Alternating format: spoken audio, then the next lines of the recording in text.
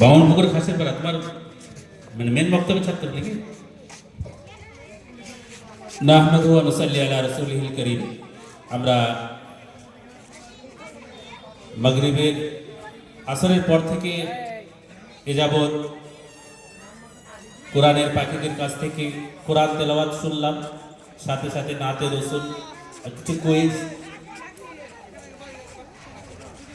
জাজ হিসাবে যেহেতু আমার নাম প্রস্তাব হয়েছিল, জাজ হিসাবে বসেছিলাম। কিছু কিছু বাচ্চা এত সুন্দর তেলাওয়াত করেছে, সাথে সাথে এত সুন্দর গজলও বলেছে যে নম্বর কার বেশি কোথা থেকে কাটবো খুঁজে পাচ্ছি না। দেখ আলহামদুলিল্লাহ ভালো তারা বক্তব্যে পড়াশোনা করেছে, সুন্দরভাবে আমাদের সামনে তুলে ধরেছে। তাদের দীর্ঘ দিনের মেহনত আমরা দেখলাম, ফল কিছুক্ষণের মধ্যে প্রকাশ হবে। তা আমি দু একটি কথা আপনাদের সম্মুখে বলছি বক্তব্য সম্পর্কিত। তারপরে আমি সর্বপ্রথম ধন্যবাদ জানাই আমাদের নতুন গ্রাম মসজিদের ইমাম সাহেবকে, সাথে সাথে আমাদের বন্ধুবর আমাদের মায়াপুর বাউনপুকুর ব্লক জমিয়ত উলামা হিন্দের সহসভাপতি মৌলানা আহমদুল্লাহ সাহেব, তারপরে আমার সাথী বা আপনাদের এই বক্তব্যের শিক্ষক জনাব মৌলানা আজাদুর রহমান সাহেব এবং মসজিদ কমিটি সদস্যবৃন্দ এবং আজকের এই জলসার আয়োজক যে ক্লাবের সাথী বা বন্ধুরা দিয়েছে, তাদেরকে প্রত্যেককে আমার অন্তঃস্থল থেকে ধন্যবাদ। আমি দু একটি কথা বলেই ছেড়ে দেবো। আল্লাহ নবী সাল্লাল্লাহু আলাইহি সাল্লাম, বাচ্চারা বলছিল যে আমাদের নবী সাল্লাল্লাহু আলাইহি সাল্লাম নবুয়াত পেয়েছিলেন 40 বছর বয়সে। আমরা সবাই শুনেছি কথাটা। তা 40 বছর আগে তো উনি ইসলাম প্রচার করেনি। উনি দুনিয়ার বুকে বা আরবের বুকে মক্কা নগরীতে কেমন ভাবে চলাফেরা করেছেন সেই সম্পর্কে দু একটি কথা। আল্লাহ নবী সাল্লাল্লাহু আলাইহি সাল্লাম যখন নবুয়ত পাননি, নিজের গ্রামে বা নিজের শহরে যখন চলাফেরা করতেন, একটি কিলাব তৈরি করেছিলেন। যে কিলাবের নীতিমালা ছিল যে আমরা অসহায় মানুষের পাশে দাঁড়াবো, অসুস্থ মানুষদের সেবা করব, বিধবা মানুষদের সহযোগিতা করব, এতিমদের পাশে দাঁড়াবো, আর আমার এলাকার বা গ্রামের বাচ্চাদের শরীর যাতে সুস্থ থাকে তার জন্য কিছু ব্যায়াম করাতো।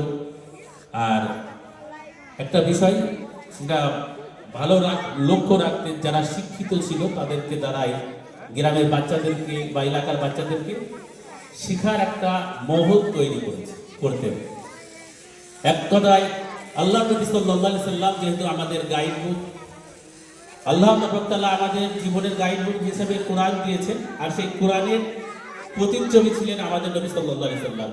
আমি যেহেতু আপনাদের এলাকারই ছেলে, আমার এই এলাকায় অনেক ক্লাব আছে, বেশ কিছু ক্লাব, এমন কিছু ক্লাবের যে উদ্দেশ্য হওয়ার সেই উদ্দেশ্য থেকে সরে এমন কিছু অনুষ্ঠান তারা করছে যেটা আমাদের অর্থ কাঠামোতে একটা ক্ষতিকর বিষয়, সামাজিক ভাগ্যের একটি ক্ষতিকর বিষয়।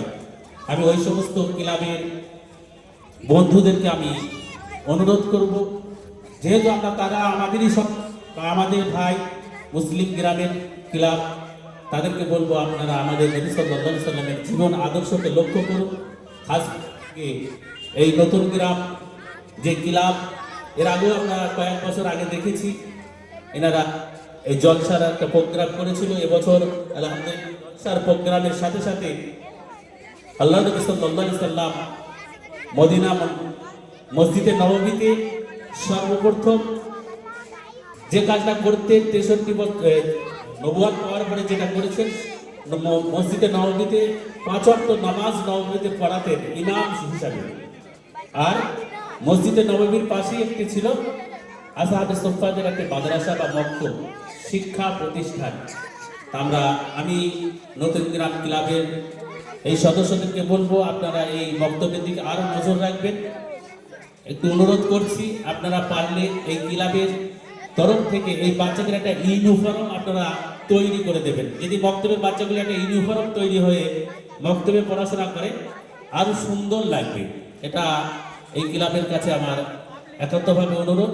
আমি আপনাদের জন্য খাস করে দোয়া করব এই গ্রাম আরো যেন এগিয়ে যায়, কারণ আগানো স্বাভাবিক। আপনারা নতুন গ্রামের মানুষ দুটো ওলামা পেয়েছেন।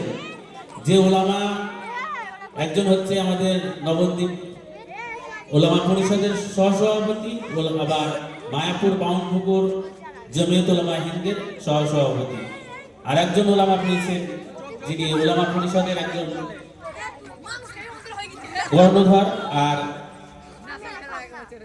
মানে প্রশংসার শেষ নয়, যেহেতু আমরা বিভিন্ন সময় বিভিন্ন জায়গায় একসাথে কাজ করেছি, মাদ্রাসায় যেখানেই কাজ করেছি আলহামদুলিল্লাহ খুব সুনামের সাথে কাজ করেছে। এবং শিল্পী বললেও ভুল হবে না, সুন্দর গজল তেলাওয়াত করে, পরিবেশন করে, সুন্দর কোরআন তেলাওয়াত করে। আপনাদের গ্রামেরই সন্তান এই ছেলে বা এই ওলামা আপনারা পেয়েছেন, তাদের দ্বারাই আপনারা গ্রামের প্রতি একটু মেহনত করিয়ে নেবেন। দেখবেন আলহামদুলিল্লাহ আপনাদের গ্রামের পরিবেশ আরো সুন্দর হবে। এই বলে আমার সংক্ষিপ্ত কথা শেষ করছি। ওয়া আখিরু দাওয়ানা আলহামদুলিল্লাহি রাব্বিল আলামিন। আসসালামু আলাইকুম।